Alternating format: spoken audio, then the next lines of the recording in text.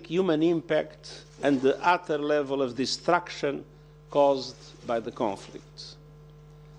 Hundreds of thousands of displaced residents have returned to southern Lebanon, southern Beirut, the Bekaa Valley, and elsewhere, and many have found their homes and communities in ruin.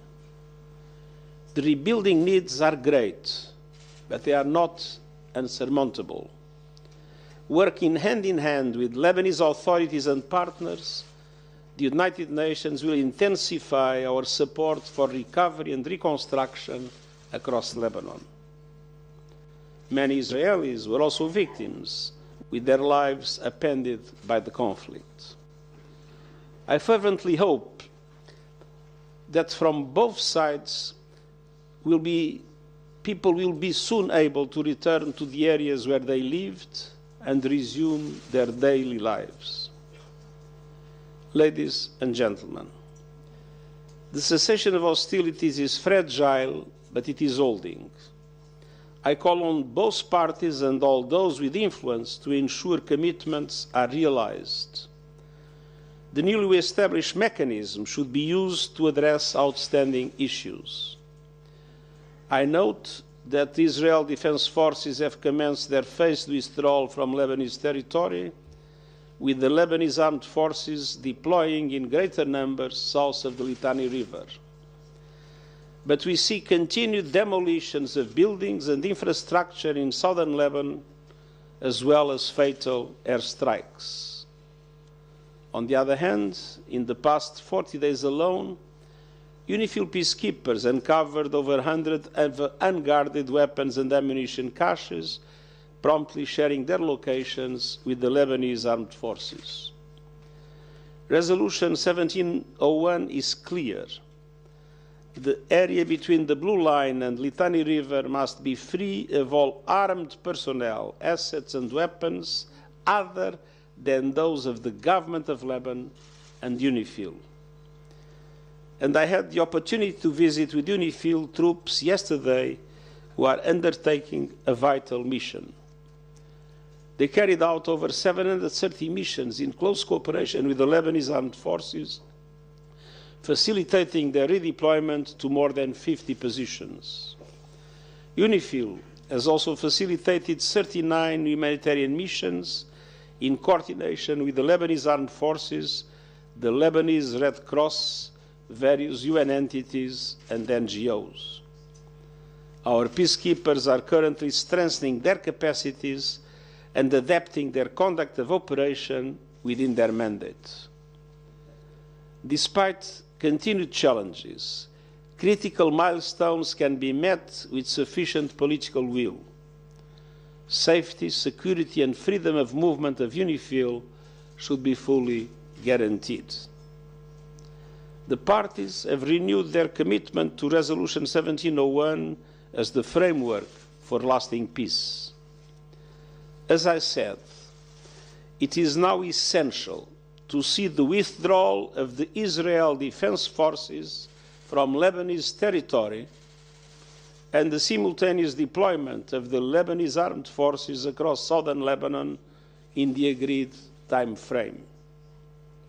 Moreover, Lebanon's sovereignty and territorial integrity must be respected, and the Lebanese state must have full control of weapons through Lebanese territory. This is a central tenet of Resolution 1701. It is therefore equally important to also look beyond the 60-day period in order to begin the work to, this time around, fully implement Resolution 1701 in all its dimensions. I encourage the international community to strengthen their support to the Lebanese armed forces. The United Nations, including through the UN Special Coordinator for Lebanon and UNIFIL, is committed to supporting the parties uphold their obligations under Resolution 1701 and ensuring that the cessation of hostilities holds. This would lay a platform for the full implementation of the resolution and its ultimate goal, a permanent ceasefire between Lebanon and Israel. I want once again to salute the women and men of UNIFIL who remained in position at great risk to their safety and security. And I also extend my profound thanks to the troop contributing countries. They were crucial in helping the parties find their way towards peace. I also want to thank and recognize the UN staff in Lebanon for their courage and resilience and continuing to deliver at great personal risk under very difficult circumstances.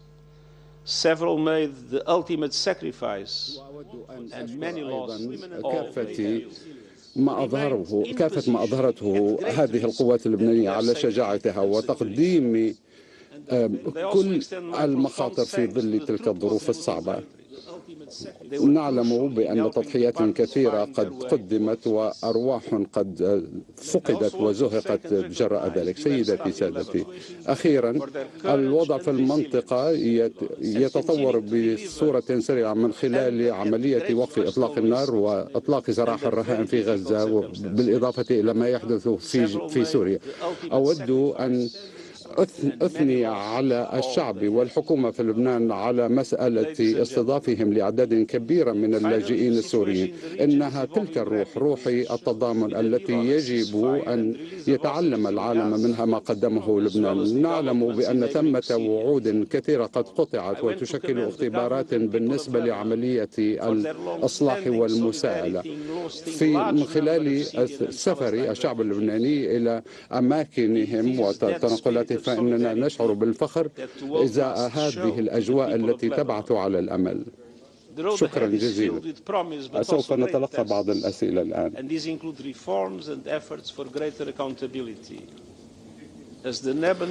مساء الخير سعادة الأمين العام. خلال الشهر الماضي كنا قد شهدنا جملة من العمليات الهجومية التي طالت مناطق لبنانية في الجنوب. هل سوف نرى أي تحرك دوليا لإدانة إسرائيل على هذه الهجمات؟ وعلى الأقل خلال ما شهدناه في مسألة الاتفاق الخاص بجنوب لبنان، وكيف يمكن وقف تلك الانتهاكات التي تقترفها إسرائيل. زرت يوم الأمس إحدى الوحدات الخاصة باليونيفيل التي تعرضت لإطلاق من قبل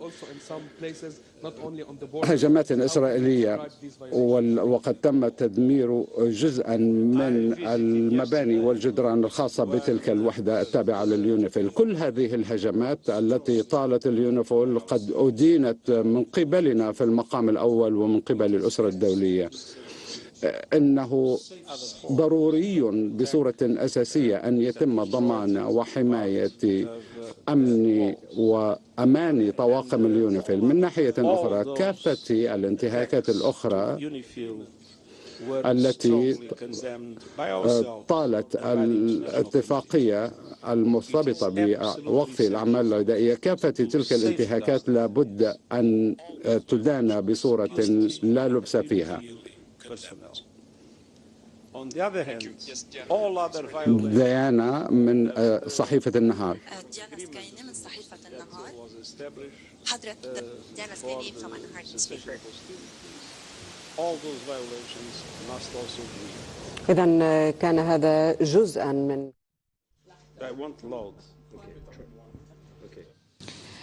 إذا تابعنا سويا كلام الأمين العام للأمم المتحدة أنطونيو غوتيريش في ختام زيارته بيروت. ألخص بعضه. أولا دعا إلى انسحاب الجيش الإسرائيلي من المناطق اللبنانية كافة، وعلى أن يبسط الجيش اللبناني سيطرته، وقال إن سيادة لبنان عليها أن تحترم، وعلى الدولة اللبنانية بسط سلطتها على مختلف الأراضي اللبنانية، ولا يكون هناك سلاح سوى سلاح الدولة وسلاح الجيش. يجب تطبيق القرار 1701 بكامل بنود جنوده ومندرجاته، وقال نحن ندعم الجيش وندعم القرار 1701 الذي تطبقه أيضا اليونيفيل، وتحدث عن وقف إطلاق النار في لبنان وأهمية هذا الاتفاق، وقال إن قوات اليونيفيل خاطروا بحياتهم أكثر من مرة وأشكرهم على شجاعتهم وعلى ما فعلوه. وأيضا تحدث عن الوضع في المنطقة وفي من غزة إلى سوريا، وأثنى على استضافة لبنان أعداد كبيرة من النازحين السوريين، وقال إن لبنان قدم نموذجا بهذا الخصوص. سئل هل من تحرك دولي لإدانة إسرائيل على عدوانها على لبنان وكيف يمكن وقف انتهاكات إسرائيل، أجاب بأنه هو شاهد ما فعلته إسرائيل من دمار لمبان خاصة تابعة لليونيفيل، وتحدث عن ضرورة حماية أمن وأمان طواقم اليونيفيل، وقال نعم يجب إدانة كافة الانتهاكات التي تحصل. إذن لخصنا إليكم أبرز ما جاء في كلمة الأمين العام للأمم المتحدة أنطونيو غوتيريش في ختام زيارته بيروت. ابقوا دائما معنا.